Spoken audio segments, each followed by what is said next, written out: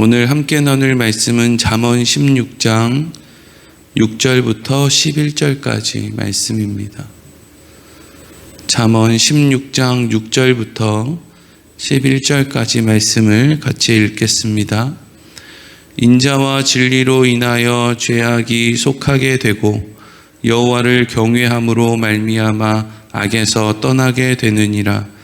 사람의 행위가 여호와를 기쁘시게 하면 그 사람의 원수라도 그와 더불어 화목하게 하시느니라. 적은 소득이 공의를 겸하면 많은 소득이 불의를 겸한 것보다 나으니라. 사람이 마음으로 자기의 길을 계획할지라도 그 걸음을 인도하시는 이는 여호와시니라. 하나님의 말씀이 왕의 입술에 있은즉 재판할 때에 그의 입이 그르치지 아니하리라. 공평한 저울과 접시 저울은 여호와의 것이요 주머니 속의 저울추도 다 그가 지으신 것이니라. 아멘. 오늘은 우리의 걸음을 인도하시는 하나님이라는 제목으로 말씀을 함께 나누도록 하겠습니다.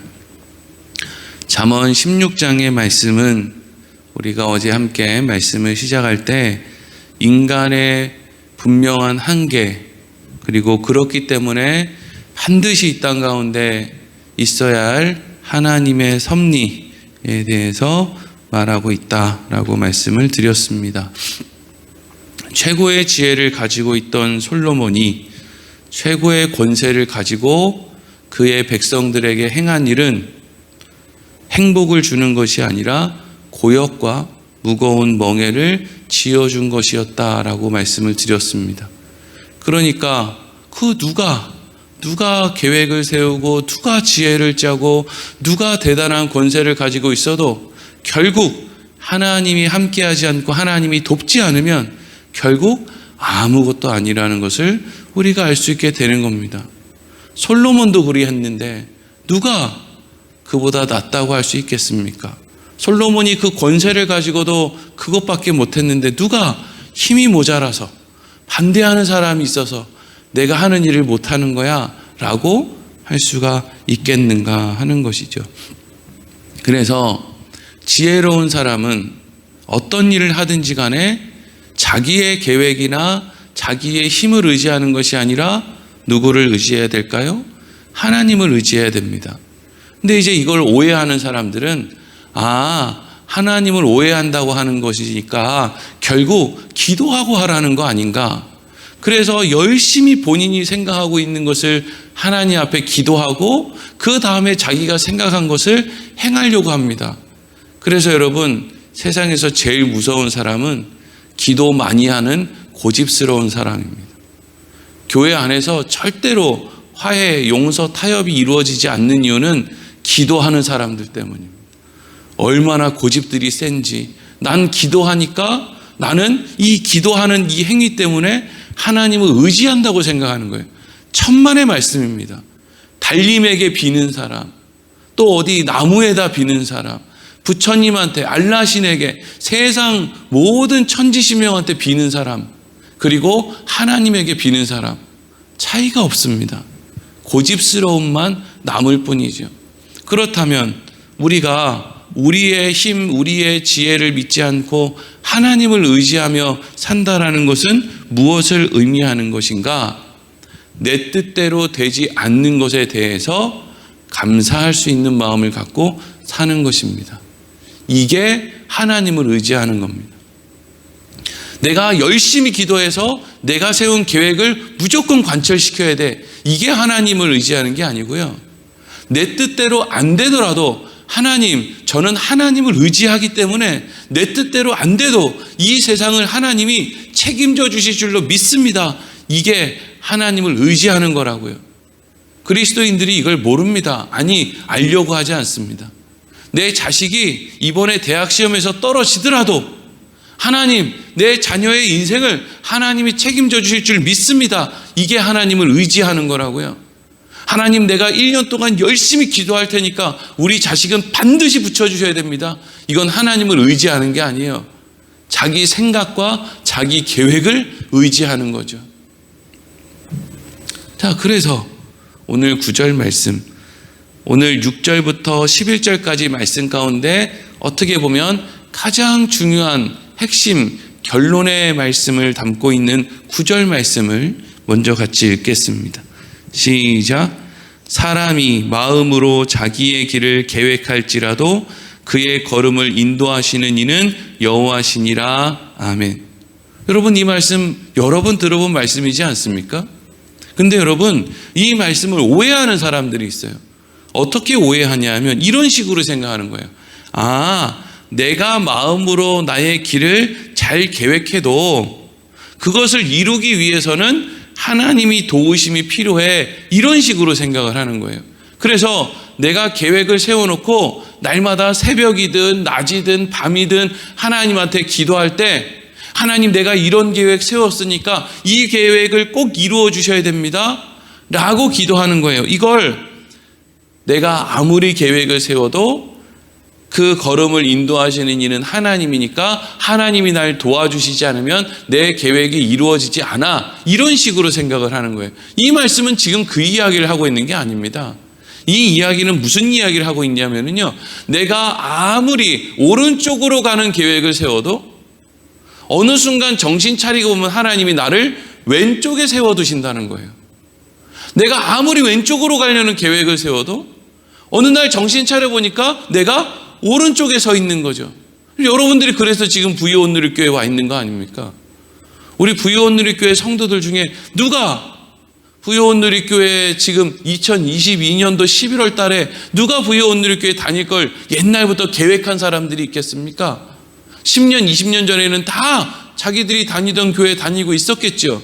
그리고 보통 사람들이 신앙생활 할 때 어떤 마음으로 신앙생활을 해요? 난 이 교회에서 계속 신앙생활을 하겠구나. 하나님 여기서 신앙생활 잘하게 해주시고 여기서 또 하나님 사명 잘 감당, 이런 식으로 기도한단 말이죠. 근데 세월이 지난 이후에 결국 우리는 어디 서 있습니까? 지금 부여에 서 있고, 부여 온누리교회 거기에 서 있고 그러고 있지 않습니까? 누가 이걸 계획 세운 사람이 있어요? 전혀 다른 길 위에 서 있는 것이죠. 이것은 마치 잠언 16장 1절에서 마음의 경영은 사람에게 있어도 말의 응답은 여호와께로부터 나오느니라 라고 하는 그 말씀과 사실은 같은 의미를 가지고 있는 것이죠. 사람은요, 아무리 계획을 잘 세워도 누가 뭐라고 해도 이 계획만한 계획은 없어 라는 계획을 세워도요, 그 계획이 그 사람의 생각대로 이루어지지 않습니다. 왜냐하면요, 인간은 유한하기 때문이죠. 인간은 전능하고 무한하고 모든 결과를 아는 하나님이 아니란 말이죠. 그리고 이 세상에는 무엇이 많은가? 변수가 많아요. 변수가 많습니다.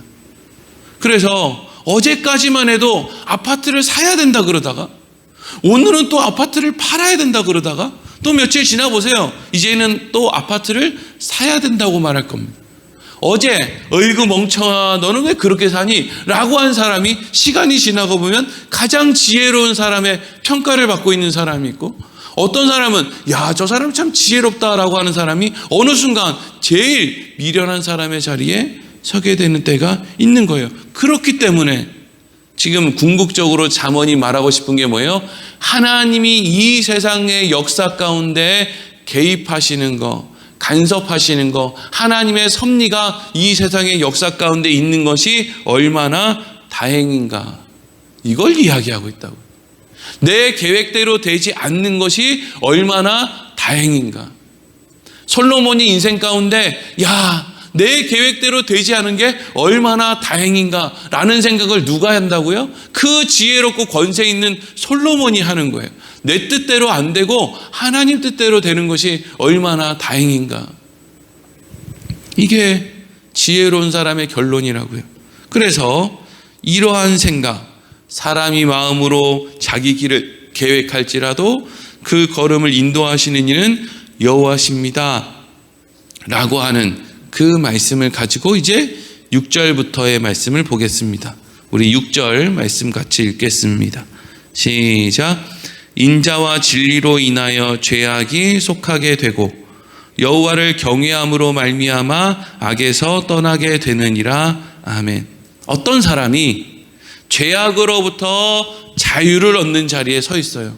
어떤 사람이 악에서부터 떠난 자리에 서 있어요. 어떻게 그렇게 할 수 있어요? 그가 인자와 진리 안에 있었기 때문이고 그가 여호와를 경외하게 되었기 때문이래요. 그러니까 우리가 방금 9절 말씀에서 뭐라 그래요? 어떤 사람이 계획을 세우는 거예요. 나는 인자와 진리 위에 서 있어서 죄악으로부터 멀어진 자리에서 살아야지. 나는 여호와를 경외하는 계획을 세움으로 악에서부터 떠나 있어야지 라고 하는 계획을 세웠다고 보자고요. 근데 그럼 이 사람이 계획을 세웠기 때문에 이 사람이 인자와 진리 그리고 여호와를 경외하는 자리에 서 있을 수 있습니까? 그렇지 않다는 게 성경의 이야기인 거죠. 계획은 세울 수 있어요. 내가 우리 애들 예수 잘 믿게 신앙교육 잘 시켜야지. 계획 세울 수 있어요. 나 앞으로 예수 잘 믿어야지. 하나님 말씀대로 살아야지. 계획 얼마든지 세울 수 있다고요. 근데 그걸 하나님이 발걸음을 인도해 주시지 않으면, 하나님이 나를 그 자리에 두지 않으면 그게 된다는 거예요? 안 된다는 거예요? 안 된다는 거예요. 안 된다고요. 그래서 우리는 스스로가 신앙생활을 그래도 다른 사람들보다 잘한다라는 생각을 하면 할수록 그 사람은 어떻게 해야 되느냐? 겸손해야 됩니다. 왜? 하나님이 저 사람들과 별반 차이가 없는 나를 이렇게 좋은 자리에 인도해 주셨으니까, 그게 감사하니까, 그게 내 실력이 아니라는 걸 아니까 하나님 감사합니다, 하나님 겸손하겠습니다, 이렇게 사는 거라고요. 근데 대부분의 사람들은 그게 자기 계획이고 자기 힘이라고 생각을 하니까 자꾸 교회에서 신앙생활을 조금 잘 못하는 사람을 보면 답답한 거예요. 왜 그렇게밖에 못하냐고 자꾸 타박을 하고, 그게 남편이 됐든 아내가 됐든 가정이 됐든 부모가 됐든지 간에 나보다 못하면 자꾸 한심하다는 생각이 드는 거예요. 하나님이 나의 발걸음을 인도해서 내가 여기 서 있다고 생각을 하는 게 아니라 나는 대단하고 저 사람은 한심해서 저거밖에 못한다고 자꾸 생각을 하니까 겸손해야 될 사람들이 뭐 하고 있어요? 교만해지고 있죠. 그래서 7절 말씀 보세요. 7절 말씀은 이렇게 돼 있어요. 읽겠습니다. 시작. 사람의 행위가 여호와를 기쁘시게 하면 그 사람의 원수라도 그와 더불어 화목하게 하시느니라. 아멘. 이거 여러분 잘 생각하면서 읽어야 되는 말씀이에요. 사람의 행위가 여호와를 기쁘시게 한다. 사람이 이런 계획을 세우는 거예요. 아, 난 하나님을 기쁘시게 해드리는 삶을 살아야지. 찬양도 나 주님의 기쁨 되기 원하네, 이런 찬양만 불러야지. 이렇게 이제 계획을 세웠단 말이에요. 근데 그 사람이 세운 계획대로 하나님을 기쁘시게 하는 삶을 자기 힘으로 행하며 살 수 있을까요? 천만의 말씀입니다. 그러니까 어떤 사람이 여호와를 기쁘시게 한다, 이거는 누가 허락하셨기 때문이에요? 하나님이 허락하셨기 때문이에요. 여러분들이 지금 새벽 기도 나와 앉아있는 거 누가 허락해 하셨기 때문이에요? 하나님이 허락하셨기 때문이에요. 이걸 인정 못하면은요, 다 신앙생활 자기가 잘나서 잘하는 줄 알아요. 얼마나 교만해지고 교회를 어지럽게 하는지 몰라요. 하나님이 허락하셨기 때문이에요. 그게 여러분 무엇이 그것을 증명하느냐 하면 이거 보세요. 사람의 행위가 여호와를 기뻐하시게 하면 그 사람이 이제 어떤 행동을 한다는 거예요? 원수라도 그와 더불어 화목하게 된다는 거예요. 여러분 어떤 사람도요, 자기 인생의 계획을 원수와 화목하게 하려는 계획을 세우는 사람이 있을까요? 없습니다. 사람은요, 원수를 향해서 복수하려는 계획을 세우죠. 절대로 사람은 원수와 화해하려는 계획을 세우지 않습니다. 최선을 다해서 노력하는 게 뭐예요? 나는 저 원수, 그래, 하나님을 믿으니까 복수는 안 해야지. 이게 여러분 보통 최선을 다하는 인간의 그런 모습이에요. 근데 하나님을 기쁘시게 하는 그 사람이 뭘 하게 된다는 거예요? 그 사람의 원수라도 그와 더불어 화목하게 된다라는 거예요. 이건 지금 뭘 이야기하냐면 사람이 하나님을 기쁘시게 하는 것도 그 사람의 임의대로 마음대로 할 수 있는 일이 아니다. 마치 무엇처럼? 원수와 화해할 수 없는 것처럼 말이죠. 하나님이 함께 하심으로 원수와 화해할 수 있었던 사람이 있어요. 누구죠? 성경에? 야곱입니다. 그리고 그의 형 에서죠. 에서와 야곱은요, 어렸을 때부터 쌍둥이로 태어나서 으르렁 거리면서 서로 아주 미워했던 사이입니다. 심지어 힘이 센 에서는요, 나와 아버지를 속이고 도망간 저놈 내 손에 잡히면 죽여버려야 될 거야, 이런 생각을 가지고 있었다고요. 그래서 그렇게 동생이 드디어 20년 만에 외삼촌의 집을 떠났다는 이야기를 듣고 에서가 400명의 자기 편 사람들, 이건 뭐 깡패도 아니고 이런 사람들을 그냥 400명을 끌고 야곱을 죽이기 위해서 나섰죠. 화해하려고 나섰겠습니까? 에서가 죽여버리려고 왔단 말이죠. 그리고 야곱도 눈치가 빤하니까, 형이 자기를 죽일 것 같으니까 어떻게 합니까? 그 돈 좋아하고 그 자기 것 지키기에 여념이 없는 야곱이 뻔히 형이 자기 죽일 거라는 걸 아니까 어떻게 해요? 재산을 3등분 해가지고 형한테 드리는 제 예물입니다 이러고 3번에 나누어서 선물을 주고, 그리고 자기 가족들도 3부류로 나누어서 인사를 시키고 이렇게 한단 말이죠. 근데 결국 그것 때문에 화해가 됐습니까? 아니에요. 그럼 뭐 때문에 화해가 됐어요? 자기 고집 꺾지 않으려고 그렇게 몸부림치는 야곱의 환도뼈를 하나님이 때려 부시는 바람에, 그것이 하나님에게 기쁨이 되는 일이기 때문에 하나님이 그걸 그렇게 하시게끔 하심으로, 에서와 야곱이 화해하는 것이 하나님의 기쁨이기 때문에 하나님께서 야곱의 환도뼈를 치셨다고요. 그래서 야곱이 형을 만날 때 도망치지도 않고 꾀 부리지도 않고, 왜? 할 수 있는 게 없으니까요. 인간은 할 수 있는 게 없어야 자기가 해야 될 일을 하게 되어 있습니다. 그래서 야곱이 한도뼈가 부러져서 쩔뚝쩔뚝거리고 이게 지금 걷는 건지 기는 건지 모를 정도로 그렇게 에서를 만나러 갔더니 에서가 무슨 마음이 갑자기 들었어요? 아휴, 저거 참 불쌍해졌구나. 옛날에 그렇게 의기양양하던 야곱은 어디 가고, 저 나이 먹고, 지금 이때 에서와 야곱의 나이가 90이 넘어요. 90이. 그러니까 환도뼈가 분질러진 야곱의 그 모습이 뭐가 그렇게 얄미워 보였겠어요? 불쌍해 보였겠죠. 흰머리가 희끗희끗 나고, 근데 그냥 다리를 그냥 기다시피 쩔뚝거리면서, 에서가 볼 때 야곱이 지금 선물이랍시고 내놓는 그 선물은요, 선물도 아니에요. 에서가 당시에 워낙 재산이 많았기 때문에. 그러니까 선물이라고 뭘 가지고 왔는데 에서가 봤을 때는 남루한 것들, 별것 되지도 않는 양새끼, 소새끼 몇 마리 자기한테 바치고 있는 거예요. 그러니까 그때 에서의 마음에 무슨 생각이 들어요? 불쌍하다는 생각이 들죠. 그래서 거기서 어떤 사건이 일어납니까? 원수와 더불어 화목하게 되는 일이 그 가운데 일어나는 거예요. 그러니까 우리는 또 이런 말씀을 통해서 뭘 생각할 수 있어요?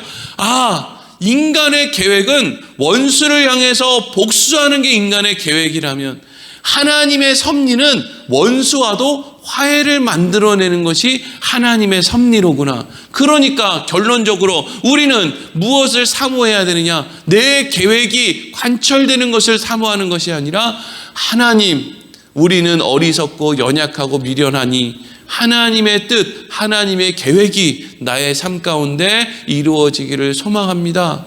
이게 여러분 우리들이 마땅히 해야 될 일이라는 것이죠. 그리고 마지막으로 10절과 11절 보겠습니다. 시작.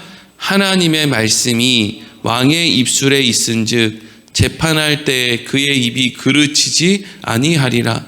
공평한 저울과 접시 저울은 여호와의 것이요 주머니 속의 저울 추도 다 그가 지으신 것이니라. 아멘. 하나님의 말씀이 왕의 입술에 있을 때 그 사람은 바른 판결을 내릴 수 있습니다. 그러니까 보통 왕들은요, 하나님의 말씀이 그와 함께하지 않는 왕들은요, 그게 뭐 왕이라고 할 수도 있고 재판관이라고 할 수도 있고 하여튼 그 권세 있는 사람이라고 할 수도 있고 하는 그 사람은요, 절대로 공정한 재판을 하지 않습니다. 인간은 공정한 재판을 할 수 있는 힘이 없어요. 왜? 모르기 때문이죠. 그 일이 실질적으로 어떻게 일어났는지 사실은 모릅니다. 그리고 모든 재판을 담당하는 사람들은 어떠한 기준으로 재판을 담당하느냐? 내가 어떤 판결을 내리는 것이 나에게 유익인가? 라는 식으로 판단을 하죠. 그래서 오늘날 이 21세기 시대에 재판을 하는 그 판사들도요, 꼭 판결을 내릴 때 어떻게 판결을 내립니까? 판례에 따라. 이게 뭐예요? 난 책임지지 않겠습니다. 이전에 그 판결을 내렸던 그 판사의 판례에 따라 나는 그냥 판결을 하겠습니다. 이런 식으로 이제 대부분의 판사들이 판결을 내리죠. 근데 그 판결을 내렸던 그 판례가 몇 년 전의 판례냐? 50년 전 판례, 30년 전 판례를 가지고 지금 모든 사람들이 해외에 있는 사람이랑 공짜로 영상통화하는 이 시대의 재판을 그렇게 하고 있다는 거예요. 그게 왜 그런 거예요? 그게 자기에게 더 유익이기 때문이죠. 판사라고 하는 기득권을 지켜야 되는데 자칫 잘못 판결해서 내가 이 기득권 놓치면 어떻게 하냐는 거예요. 그러니까 이 사람의 재판에 뭐 잘잘못이 지금 중요한 게 아니라 나는 내 밥그릇 지켜야 되니까 나는 그냥 30년, 50년 전의 판례를 따를 수밖에 없어. 이게 대부분의 재판장, 대부분의 임금, 권세자들은 다 이런 마음이에요. 근데 사실 그런 식으로 이 세상의 역사가 흘러가면은요, 이 세상의 정의, 공의 이런 것들은 벌써 메말라야 되거든요.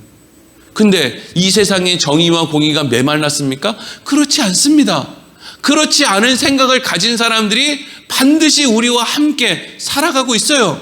근데 성경은 그걸 어떻게 이야기하고 있습니까? 그게 그 사람들이 잘나서 대단하고 정의로워서 그런 게 아니라 하나님이 하나님의 역사를 어느 시점까지 끌고 가셔야 되는 그 하나님의 섭리의 일을 하고 계시기 때문에 그런 하나님의 말씀이 왕의 입술에 있을 만한 사람들을 하나님이 허락해 놓으셨다라는 이야기를 지금 하고 있는 거예요.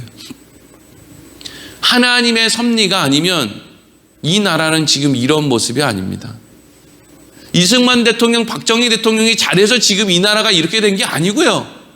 그 사람들은 별 볼 일 없이 연약한 인간인데 하나님의 역사를 이렇게 이루어 가셔야 되겠기에 그 사람들을 사용하셨겠죠. 그리고 오늘날 우리들도 우리가 잘나서가 아니라 하나님의 역사를 끌고 가셔야 되는 그 시점까지 필요하시기에 우리로 하여금 하나님이 어떤 일을 하게끔 하시겠죠. 그래서 11절에 뭐라고 되어 있어요? 공평한 저울, 접시의 저울, 이것이 누구의 것이라는 거예요? 여호와의 것이다. 너희들은 공평한 저울과 접시 저울을 사용할 만한 힘이 없다. 너희들의 입에서는 좋은 말이 나올 만한 일이 없다. 근데 좋은 말이 나온다, 공평한 저울추와 접시 저울을 사용한다 라고 하는 것은 이것이 다 하나님으로부터 나온 것이다. 간단하게 정리하면 이 세상에 존재하는 모든 선한 것은 다 하나님이 허락하시고 하나님이 섭리 가운데 주시는 것이고, 이 세상의 모든 것은 하나님이 개입하지 않으면 다 망하는 길로 갈 수밖에 없다. 이게 지금 잠언의 말씀을 통해서 우리가 알아야 되는 겁니다. 많은 사람들이 뭔가를 이렇게 준비하면서 자꾸 살려고 하는 마음이 있어요. 그래서 저기 이제 그 전주의 한옥마을을 가면 그 집에서 살림해야 될 아주머니들, 또 직장 생활에 대한 아저씨들이 이런 팻말을 이렇게 들고 베리칩 받으면은 나중에 천국 못 갑니다. 휴거 안 됩니다. 그러니까 베리칩 받지 마세요. 이렇게 이제 팻말을 들고 그 사람들 관광지에 많이 오니까 거기 하여튼 전주에 있는 사람들이, 전주 지역에 있는, 전주에는 하여튼 신천지도 많고 하나님의 교회도 많고 하여튼 종교성이 강해요. 전주라는 동네가. 전주를 비하하는 게 아니라 그렇다고요. 그런데 거기 있는 사람들이 그렇게 이제 베리칩 받지 마세요. 근데 사람이 베리칩 받지 않으려고, 뭔가 나는 이단에 빠지지 않으려고 열심히 계획을 세웠지만 그의 걸음을 인도하시는 분은 누구라는 거예요? 하나님이시잖아요. 하나님이시라고요. 신천지에 빠지고 싶은 사람들이 자기는 신천지에 빠져서 나는 이단 교주를 하나님으로 성령으로 섬겨야지 라고 하는 생각으로 신천지 성경 공부 가는 사람이 어디 있겠습니까? 다 처음에는 들어보니까 괜찮은데, 별거 이상한 것 같지 않은데, 이러고 이제 시작을 한단 말이죠. 근데 그걸 하나님이 막아주시지 않으면 거기 가서 서 있을 수밖에 없는 거예요. 안타까운 일이죠. 그러니까 우리가 지금 오늘 말씀을 통해서 생각해야 될 건 뭐냐면요, 우리가 내일을 준비할 수 있냔 말이죠.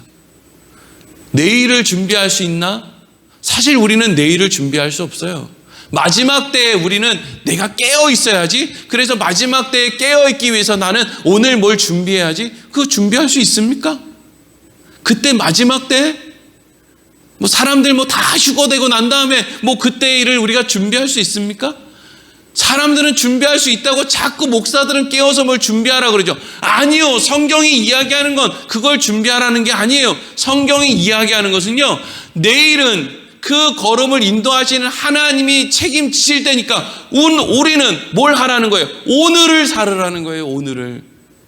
오늘을 살으라는 게 뭐예요?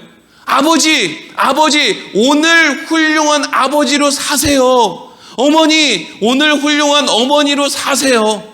목사님, 오늘 훌륭한 목사님으로 사세요.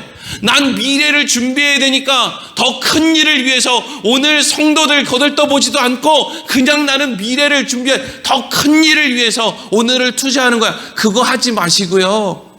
그 큰 일은 하나님이 책임지실 테니까 오늘 남편이나 아내한테 말 조심해서 따뜻하게 말하시고, 오늘 자녀들한테 부끄럽지 않은 아버지의 모습을 지키기 위해서 뇌물 받아먹을 그 위치에 있는 사람도 난 오늘을 살기 때문에 뇌물 안 받는단 말이지. 내가 부정과 불법을 행할 수 있음에도 불구하고 나는 그걸 받아서, 그 뇌물 받아서 오늘 무슨 소용이 있어요? 그거 많이 모아서 내일을 준비하겠다는 거 아닙니까? 그 내일 하나님이 준비할 거니까 너는 오늘을 생각해. 오늘을 생각하라는 게 뭐예요? 그거 안 받는 거죠. 우리는 내일을 하나님이 책임져 줄 거라는 생각을 안 하기 때문에 자꾸 통장에 뭘 저금을 해야 되고, 뭘 이렇게 무슨 땅을 사야 되고, 건물을 사야 되고, 뭘 어마어마한 걸 쌓아놔야 안심이 된다라고 생각을 해요. 천만의 말씀입니다. 하나님은 우리에게 오늘을 살으라고 얘기하세요. 그래서 찬양도 이런 찬양 있잖아요. 내일 일은 난 몰라요. 이게 믿음 없는 사람들의 찬양입니까? 아니에요. 내일 일은 난 몰라요. 하루하루 살아요. 불행이나 요행함도 내 뜻대로 못해요. 험한 이 길 가고 가도 끝은 없고 고네요. 주님 예수 팔레미사 내 손 잡아주세요. 내일 일은 난 몰라요. 장래일도 몰라요. 아버지여 날 붙드사 평탄한 길 주옵소서. 이게 여러분, 내일 일을 난 몰라요 라는 고백을 하는 사람은요, 하나님 저 오늘요 정말 아름답고 멋있는 그리스도인으로 살겠습니다. 이게 여러분 그리스도인의 삶의 모습이에요. 내일을 준비하겠다고 오늘을 소홀히 사는 사람들이 아주 많습니다. 그거 하라는 게 신앙이 아니라는 거죠. 계획을 아무리 세워도 그 발걸음을 인도하시는 것은 여호와 하나님이십니다. 그러니까 우리는 자꾸 계획만 세우지 말고 오늘을 그냥 그렇게 살면 돼요. 지금을 그렇게 살면 된다고요. 오늘 말씀을 통해서 후회 없는 우리의 인생 되기 위해서 아름답고 복된 오늘을 사는 우리의 삶이 되기를 소망합니다. 기도하겠습니다.